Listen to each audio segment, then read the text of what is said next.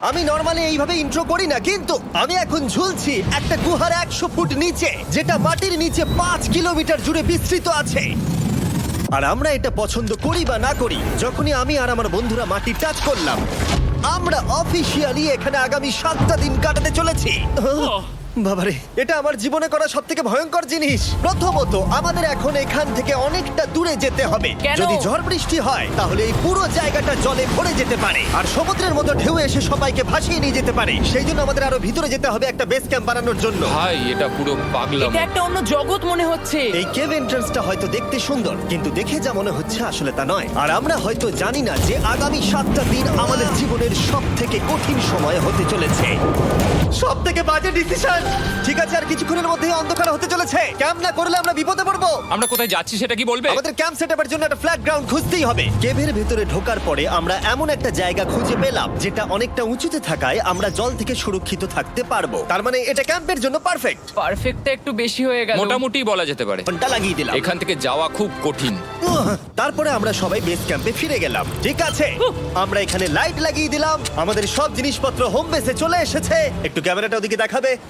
ওদিকটা কিন্তু ভয়ানক অন্ধকার, আর সবসময় এরকমই থাকবে। তাই আমরা ক্যাম্পিং গ্রাউন্ডের জন্য খুব বেশি কিছু করতে পারলাম না। কটা ফুটো করে দড়ি টাঙিয়ে দিলাম। এটা ধরো আর ওঠো দেখি। মনে হচ্ছে আমাদের হ্যামকগুলো ভালোই সাপোর্ট পাবে। আর তারপরে আমাদের সার্ভাইভাল গাইড জোয়ের সাহায্যে আমরা হ্যামক টাঙালাম। এই সরু দড়িটা আমার হ্যামকটাকে ধরে রাখবে। হ্যাঁ, ডিনার খেয়ে আমরা প্রথম রাত্রি ঠান্ডার জন্য তৈরি হলাম। আমি মিথ্যে কথা বলবো না, আমি যতটা ভেবেছিলাম তার থেকে এই হ্যামকটা অনেক বেশি কমফোর্টেবল। এই আমি তো আমার চমকেই হাতটা তো গেছিলাম। বড় কেন ভাই? এই কেভটা 2.5 কিলোমিটার ডিপ, আর আমরা এখন এন্ট্রান্সের কাছেই ক্যাম্পিং করছি। কাল আমরা অনেক কিছু এক্সপ্লোর করব। তোমরা কেমন ঘুমালে? ভয়ঙ্কর। ঘুমই হয়নি। এটা সত্যি একটা অস্বস্তিকর পরিবেশ। কেভের উপর থেকে অনবরত আমাদের উপরে জল পড়েই যাচ্ছিল, তাই উপরে একটা প্লাস্টিক চাপালাম, কিন্তু তাও আমাদের হ্যামকের উপরে জল পড়েই যাচ্ছিল। একটা আইডিয়া আছে, চলো শেল্টারগুলোকে ভালোভাবে তৈরি করি। আমার মনে হয় এই প্লাস্টিকগুলোকে জুড়ে দিলে আর জল পড়বে না। বাহ, তুমি তো জিনিয়াস। আমি শুধু একজন ইউটিউবারই নয়, ঠিক আছে? আমার হ্যামকটা এটার উপরে ঝুলছিল। মানে দেখো, আমি আরেকটু হলে হ্যামক থেকে নেমে পড়ে যেতাম। আর আমরা সেই সময় এটা বুঝতেই পারিনি যে এই গর্তটা প্রায় 40 ফুট গভীর। তাই যখন আমি আর শন প্লাস্টিকগুলোকে জুড়ছিলাম, তখন ম্যাক আর কার্ল এই গর্তটা কতটা ভয়ঙ্কর সেটা দেখতে গেল। আমার হ্যামকটা দেখতে পাচ্ছো? ওখানে আমি ঘুমোচ্ছিলাম। এদিকটা দেখো। আর যেহেতু এই কেভে সব একই রকম দেখতে, তাই আমাদেরকে ফলো করা অনেকটাই কঠিন ছিল। এই ম্যাপে তোমরা আমাদের হোম বেস দেখতে পারবে, আর দেখতে পারবে ওরা ওখান থেকে কত দূরে হ্যাঁ, যাচ্ছে। এটা তো খুবই ভয়ঙ্কর। ভাই এটা পাগলামো। আর থেকে শেখা উচিত, স্লিপিং ব্যাগ ভাড়া নিতে নেই। আমরা স্লিপিং ব্যাগ কেন ভাড়া আমি- নিয়েছি? কেন আমি আমরা জানি না। স্লিপিং ব্যাগগুলো কিনে আনতে পারলাম না? আর তারপরে আমরা এই দুটো প্লাস্টিককে জিপ টাই দিয়ে জুড়ে দিলাম। কিছু মনে করো না, এই দড়িটার উপরে আমার জীবন বাজি আছে। আর তখন ওইদিকে ম্যাক আর কার্ল তখন ওই গর্তের মধ্যে। ও মাই গড, ম্যাক! আর শেষ পর্যন্ত ওরা একদম নিচে পৌঁছে গেল। এই! আমি তো ভাবলাম সবাই ক্যাম্প নিয়ে কাজ করবে। আমরা শুধু দেখাচ্ছিলাম জায়গাটা কতটা ভয়ঙ্কর। না পড়লেই হবে, তোমাদের স্কিল নেই। আচ্ছা ঠিক আছে। আর যদিও ওদের এবার ফিরে আসা উচিত ছিল, কিন্তু কাল আর ম্যাক এটা কতটা গভীর সেটা দেখানোর চেষ্টা করলো। ভাই এটা দেখতে দারুণ লাগছে। তুমি কি নদীটাকে পার করতে পারবে? কিন্তু ওরা এটা জানে না যে এই রিভারটা এই কেভের গোটাটাই জুড়ে আছে। তার মানে এর মধ্যেও আমাদের কিছুটা সময় কাটাতে হতেই পারে। ওই তো ওরা এসে গেছে। এসো। তোমরা রান্না করে রেখেছো তো? হ্যাঁ, রান্না করেছি। ঠিক বলেছ। একটা নতুন বাড়ি, ঠিক বলেছি তো? একদম। এখন আমাদের একটা ছাদ আছে। আর এটা তো দারুণ। জিমি রান্না বেশ ভালোই আর করেছে। আমরা আমাদের ফায়ার পিটটাকে এই সুন্দর জায়গাটাতে নিয়ে এসেছি। জায়গাটা কেমন? বেশ গরম। আরামদায়ক। এই পাথরগুলো গরমটাকে ধরে রাখবে এবং ওপর থেকে যে পি পড়ছে সেগুলোকে আটকে দেবে। ওটা পি নয়। তাহলে ওটাকে কি বলবো? যদি জানি না, হয়তো বৃষ্টির জল হবে। না, এটা বৃষ্টি নয়, না, পাথর মানে ইয়ে তুমি- করছে। এই একটু উপরে দেখাও। তুমি মেঘ দেখতে পাচ্ছো? পাথর দেখা যাচ্ছে। এটা বৃষ্টি নয়, রক পি। Rock P. ঠিক আছে রক পি। ঠিক আছে, এটা রক পি। আর একটা শুকনো রাত ঘুমিয়ে কাটাবার পরে আমরা ঠিক করলাম জো আমাদের সার্ভাইভাল এক্সপার্ট, তাকে নিয়ে আমরা কেভের শেষ প্রান্ত অব্দি যাব। Cave, cave! Cave, cave, cave! Cave! দেখা যাক আমরা কেভের কতটা গভীরে যেতে পারি। তোমরা কিন্তু মনে রাখবে আমরা সবেমাত্র কেভের এন্ট্রান্সের দিকেই আছি, আর আমাদের ইচ্ছা এই কেভের শেষ প্রান্ত অব্দি যাওয়া, অবশ্যই না মরে গিয়ে। ও মাই গড, এটা তো খুবই স্টিফ। আরে এটা তো সবে শুরু। আমরা কেভের আরো গভীরে এসেছি। তোমরা সবাই সাবধানে আসবে। এটা খুবই ছোট জায়গা, আমার মনে হয় না এখান থেকে আমি যেতে পারবো। কেভ এক্সপ্লোরের ইন্টারেস্টিং জিনিসটা হলো, যা হোক করে আমাদের এই ছোট্ট ফাঁকগুলোর মধ্য দিয়ে এগিয়ে যেতে হবে। ও মাই গড, খুব ছোট জায়গা। আর তারপরেই খুব বড় একটা জায়গা আসবে, সেটা এতটাই বড় যে কিছু না দেখতে পাওয়ার জন্য এটা করতে হলো। ও মাই গড। এবার আমি সব দেখতে পাচ্ছি। এটা এ বাবা, এটা কি হলো? আমরা বোধহয় ঠিক মতো এটাকে ব্যবহার করতে জানতামই না। চলো এগিয়ে যাই। আর তাই আমরা এগোতে থাকলাম। এই যে এই জায়গাগুলো এগুলো খুব ভালো ধরার এখানে? জায়গা। এগুলো ধরে এখান থেকে পা ঘুরিয়ে চলে আসতে পারবে। এইভাবে কি? হ্যাঁ, একদম পারফেক্ট। জো সব থেকে ভালো কেভ গাইড। এভাবে কেউ গাইড করতে পারবে না। ঠিক আছে, এইবার ব্যাপারটা ইন্টারেস্টিং হবে। কি? এটা কি? এখান থেকে আমাদের ওয়েট শুট পরে সাঁতার কেটে যেতে হবে। গতকাল ম্যাক আর কার্ল এটা নিয়ে মজা করছিল, কিন্তু এই কেভে আমাদের পরের অ্যাডভেঞ্চারটা ছিল একটা প্রায় জমে যাওয়া নদীর মধ্যে। ও মাই গড, এটা তো পাগলামি! তার মানে আমাদের ওয়েট শুট পড়তেই হবে যাতে আমাদের হাইপোথার্মিয়া না হয়। আমরা এটা কেন করছি? এই এক্সপেরিয়েন্সটা তো জীবনে একবারই হবে। এটা করলে হয়তো আর নাও বেঁচে থাকতে পারি। আমাদের এই কেভের শেষে পৌঁছতে হলে আমাদের এই নদীর মধ্য দিয়ে, এই ছোট্ট ফাঁকগুলোর মধ্য দিয়ে সাবধানে ধীরে ধীরে এগিয়ে যেতে হবে। আস্তে আস্তে নামো, স্রোতের কারণে পা পেছনে টানতে পারে। ঠিক আছে, আমি তাহলে নামছি। তুমি ওই দেয়ালগুলো ধরে ধরে এগোতে থাকো আস্তে এটা তো আস্তে। খুব ঠান্ডা। তুমি পারবে জিমি। জানি না এখানে ঢুকতে পারবো কি না। জিমি, এবার তুমি জল থেকে উঠে দাঁড়িয়ে পড়ো। এটা সত্যি একটা পাগলামি। এখানে কি ঠান্ডা! যখন তোমরা খুব ঠান্ডা জলের মধ্যে থাকবে তখন একটা পাথরকে ধরে এগিয়ে চলা খুব কঠিন হবে। ও মাই গড, এটা সত্যি পাগলামি। ম্যাক, গড, চলে আসো। আমার ভয় লাগছে। চলো চলো, পারবে। ভাই। এগোতে থাকো, পেছন দিকে তাকিও না। একবার দেখো আমরা কি করছি। কিন্তু এই বাধাগুলো এতটা কঠিন ছিল না সামনে যা আসতে চলেছিল তার তুলনায়। আমরা পেরেছি। কেভ কেভ কেভ এই, কেভ। একটা কথা শোনো, আমরা 10% আসিনি। তার মানে এখনো আমরা শুধুমাত্র সার্ফেসেই রয়েছি, আর শেষ প্রান্তে পৌঁছতে হলে আমাদেরকে আরো 2 কিলোমিটার যেতে হবে। যেরকম তোমরা দেখতে পাচ্ছ এখানে 24x7 বৃষ্টি হয়, তাই আমি একটা আড্ডা মারার জায়গা তৈরি করেছি যেখানে আমরা কেউ ভিজবো না। আমি ভাবছি আমি যদি এটা না বানাতাম তাহলে কি হতো। আমি নিশ্চিত যে ওদের একটা ভেজা পাথরের উপর শুতে হতো। আমাদের ক্রমাগত এগিয়ে যেতে হবে এবং শরীরটাকে ভিজে রাখতে হবে। ঠিক আছে। নইলে আমাদের শরীরের তাপমাত্রা কমে এটা যাবে। এতটা কঠিন কেন যে সেটা সহজ হবে? আরে এটা কি মাকড়সার জাল? কিন্তু আমি মাকড়সা দেখতে পাচ্ছি না তার কেন? মানে ওটা আমাদের উপরে আছে। আরে তোমার গায়ে, তোমার গায়ে। আমার বন্ধুরা বলতে বাজে, এই গেমটা মিস্টার বিস্ট ভিডিওর মতো, যত এগোবে ততই কঠিন হবে। সত্যি কথা বলতে যদি আমাদের সাথে জো না থাকতো আমরা মরেই যেতাম। আর 3 ঘন্টা পরে জো আমাদের জন্য একটা বাজে খবর নিয়ে এলো। জল অনেকটা বেড়ে গেছে আর আমরা অনেকটা সময় লাগিয়ে ফেলেছি, তাই আজকে আমাদের আবার ক্যাম্পে ফিরে যেতে হবে। আমি মানবো না। তুমি সেফটি এক্সপার্টের কথা অমান্য করতে পারো না। আমি এটা মানবো না। সত্যি কথা বলতে আমাদেরকে ফিরতেই হতো, কারণ এর আগে আমরা শুট করতে অনেকটাই সময় নষ্ট করে দিয়েছি। তারপর ফ্লেয়ার নিয়ে খেলেছি, তাই আমরা ফিরে যাচ্ছি আর এই মিশনটা আমরা পরের দিন আবার শুরু করব। শন, আমরা এসে গেছি। আরে তুমি এখানে কি করছিলে? এখন তোমরা কেউ ভিজবে না। আমি তো জানতামই না এই লাইটগুলো আমরা এনেছি। এগুলো দারুণ লাগছে তাই না? দুঃখের বিষয় আজকে আমরা মাত্র 20% এগোতে পেরেছি, কিন্তু বিশ্বাস করো আমরা শেষ পর্যন্ত অবশ্যই যাব আগামী কয়েকদিনের মধ্যেই। আমার মনে হয় না। কোনোদিনই হবে না। আমি তো বললাম। আমরা ডে 4টা রেস্ট নেব আর ডে 5-এ চেষ্টা করব এই কেভের শেষ অবধি যাবার। দেখা যাক কি হয়। ডে 3-তে মজা হলো, কালকে আবার দেখা হচ্ছে। আর কেভের ভিতরে 3টে খুব বাজে রাত কাটাবার পরে পরের দিন সকালে আমাদের মাথায় শুধু একটাই কথা আসছিল। আমার একটা হট শাওয়ার চাই, তবে আমি এখন একটু শান্তি পাবো। ও, এখন শাওয়ার পেলে কিন্তু দারুণ হয়। আমি চান করিনি প্রায় 3-4 দিন হয়ে গেল। তোমরা নিশ্চয়ই জানো কেভের মধ্যে শাওয়ার করা সম্ভব নয়। আমাদের অনেকটা পথ হেঁটে সাবধানে আগের রিভার বেডের কাছে পৌঁছতে হলো। ও মাই গড! আমি আমার ব্রেনকে ফিল করতে পারছি। আমি এভাবে ব্রেনকে ফিল আমার করিনি। কপালটা জমে গেল পুরো। চলো ড্রোন দিয়ে মাথার চুলগুলো শুকিয়ে নি। এদিকে এসো ড্রোন। ও দাঁড়াও দাঁড়াও দাঁড়াও, এটা কিন্তু কাজ করছে। হ্যাঁ, দারুণ কাজ করছে। ড্রোন থাকতে হেয়ার ড্রায়ারের কি দরকার? আর চুল শুকানোর পর আমরা জোয়ের সাথে জার্নির প্ল্যান করতে বসলাম। এটা কি জো? এটাই কেভের ম্যাপ। আগেরবার আমাদের থামতে হয়েছিল কারণ জল খুব জোরে বইছিল। এখন বৃষ্টি কম হচ্ছে, তাই কালকে আমরা নিশ্চয়ই এই কেভের শেষ পারি, তাহলে আমরা গ্লো ওয়ার্ম চেম্বারে পৌঁছে যাব।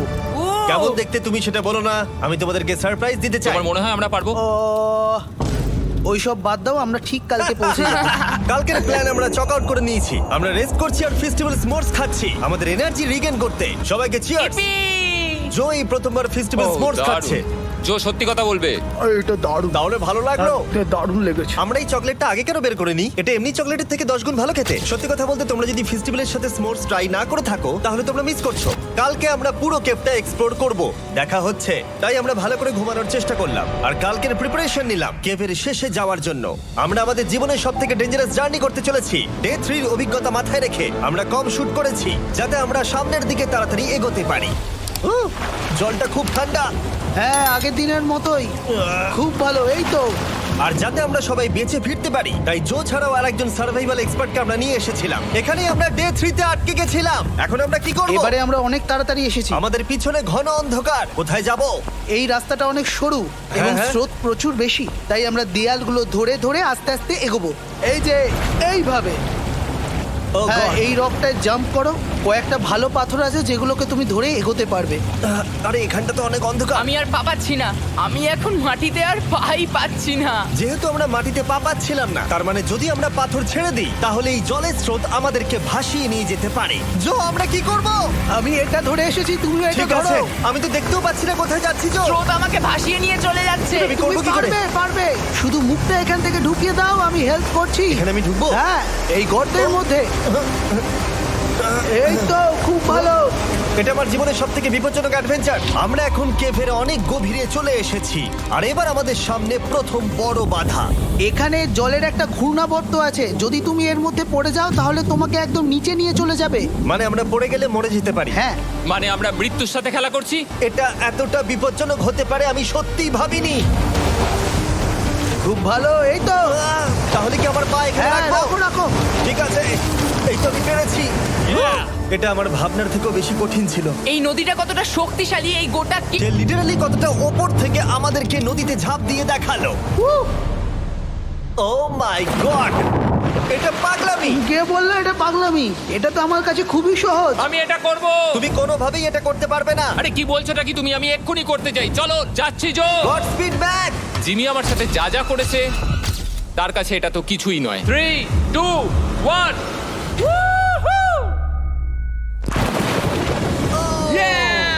তুমি করবে? না, আমরা না এগুলো শেষ পর্যন্ত যেতে পারবো না। ও মাই গড, আমাদের নিচের দিকে যেতে হবে। আমরা সবসময় স্রোতের উল্টো দিকে কেন যাই? এখন শুধু আমি ভেসে ভেসেই যেতে পারবো, আর কিছু না। এই জলের তলায় অনেক ধারালো পাথর আছে, তোমরা সেগুলোকে দেখতে পাবে না, তাই সাবধানে পা ফেলবে। ও মাই গড, আবার এটা গভীর আরে হচ্ছে। আমার পা তো কিছুর উপরে রাখতে হবে। ছোট পাথরগুলোই একমাত্র বাধা ছিল না, মনে হচ্ছে আমাদের প্রতিটা পদক্ষেপে। ও ভাই, আমি কিচ্ছু দেখতে পাচ্ছি না। এটা খুব ভয়ঙ্কর। কেপটা আরো অন্ধকার হয়ে আসছিল এবং আরো সরু। আর তখন আমরা জানতাম না যে আমরা ফিনিশ লাইন অবধি পৌঁছতে পারবো কিনা। ও, আহ। আমি ক্লান্ত হয়ে পড়েছি। এই কেভে আরো কঠিন বাধা আসার আগে তোমাদেরকে আমি কিছু দেখাতে চাইবো। জো, তোমার ব্যাগটা দাও। Thank you. তুমি জানো এর মধ্যে কি আছে? না, জানি না কি আছে। Brand new mister beast lab swamp.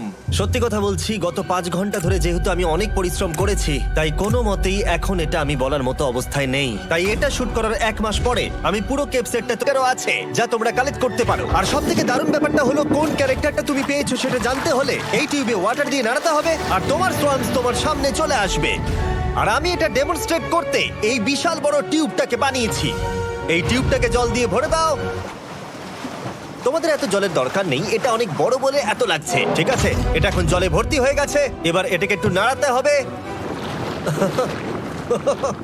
এটা কি আর নাড়াতে হ্যাঁ হবে? হ্যাঁ, অনেক নাড়ানো হয়ে গেছে। এবার জল ঢালো এখানে। জো ঢালছে। আর জল ঢালার পরে তোমরা দেখতে পাবে তোমরা কোন সোয়ামটা পেয়েছো। এটা সব থেকে রেয়ার হাইপোক্রোম, যেটা মাত্র 1000টা বানানো হয়েছে। জো, এটা তোমার। থ্যাংক ইউ সো এটা মাচ। চাই। আর এটা তোমার। কাল কি নেবে? আমার কাছে দুটোই ছিল। আর আমরা শুধু সোয়ামেই থেমে নেই, আমরা এই অ্যাকশন ফিগার প্যান্থারগুলো বানিয়েছি যেগুলো এই ব্রিফকেসে আছে। আর এই সোয়ার্মের মতো এই মিউটেটর যখন তোমরা কিনবে দেখতে পাবে এর ভেতরে কি আছে। কোথায় কিনবো? ভালো হয়েছে জিজ্ঞাসা করলে। মিস্টার বিস্ট ল্যাব টয়েস এখন তোমরা পৃথিবীর সব জায়গায় পেয়ে যাবে। এগুলো সব বেরিয়ে গেছে, তোমরা গিয়ে কিনে নাও। আর কেবের মধ্যে অনেক সমস্যা পেরোনোর পরে আমরা ফাইনালি পৌঁছে গেলাম গ্লো ওয়ার্ম চেম্বারে। ভালো, সত্যি একটা অ্যাচিভমেন্ট ছিল। কিন্তু এখন আমাদের যাত্রা শেষ হয়নি, কারণ আমাদের এখান থেকে এখন বেস ক্যাম্পে ফিরতে হবে। আজকে ডে 6 হতে চলেছে, এখনো ওরা আসেনি আর আমি খুব ক্লান্ত। আমার মনে হয় না আমি ভালো করে ঘুমোতে পারবো, ওদের জন্য খুব চিন্তা হচ্ছে। এই ট্রিপটা অনেকটাই সহজ ছিল কারণ আমরা স্রোতের সাথে ভেসে ভেসে যাচ্ছিলাম। আর যেহেতু তোমরা এই ট্রিপটা দেখেছো তাই আমরা এটাকে স্কিপ করলাম। কিন্তু সত্যি বলতে এই জার্নিটাও অনেকটা বেশি সময় নিল, কারণ আমরা ক্যাম্পে পৌঁছানোর আগেই 6 নম্বর দিন চলে এলো। শন, সবাই ঠিক আছে তো? আমার খুব চিন্তা হচ্ছিল। Happy day 6। ডে 6 খুব ভালো। এনার্জি বাড়াতে আমরা আগুনের উত্তাপ নিলাম এবং ফাইনালি আমরা কিছু খেতে পেলাম। এটা খুবই অ্যাডভেঞ্চারাস ডে ছিল। কালকে দেখা হচ্ছে, মানে আজকেই হয়তো। এটা হয় ডে কোনোদিন 6 হবে না। নাকি আজকে, না আমি জানি না। এত বড় ট্রেক সম্পূর্ণ করার পরে শারীরিকভাবে চূড়ান্ত ক্লান্ত হওয়া সত্ত্বেও জানি না কেন কিন্তু আমি একদমই ঘুমাতে পারছিলাম না।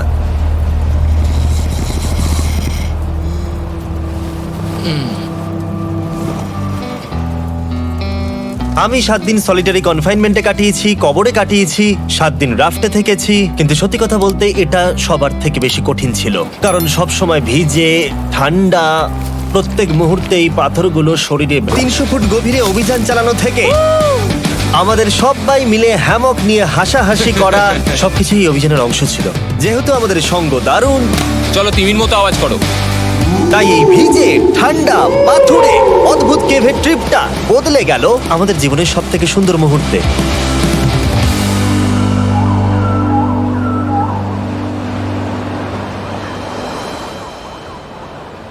আমরা এখান থেকে যাব না যতক্ষণ না সবকিছু তোলা হচ্ছে, আর আমি সবকিছু বলেছি মানে সবকিছুই। চলো এবার বেরোনো যাক। আর যখন আমরা মাউথ কেভে আবার ফিরে এলাম, ভাই ওপরটা দেখতে দারুণ লাগছে, তখন জয়ের জন্য একটা সারপ্রাইজ ছিল। বেরোনোর আগে জো, আমরা তোমার কাছে কৃতজ্ঞ, তাই এই নাও $50,000 নিউজিল্যান্ড ডলার, 10,000 করে প্রত্যেক জনের প্রাণ বাঁচানোর জন্য। Oh my God, thank you so much Jimmy. Thank you Joe. Love you, Joel! এবার আমাদের সব কাজ হয়ে গেছে, চলো বেরোনো যাক। 7টা দিন পরে আমরা ফাইনালি এখান থেকে বেরোচ্ছি।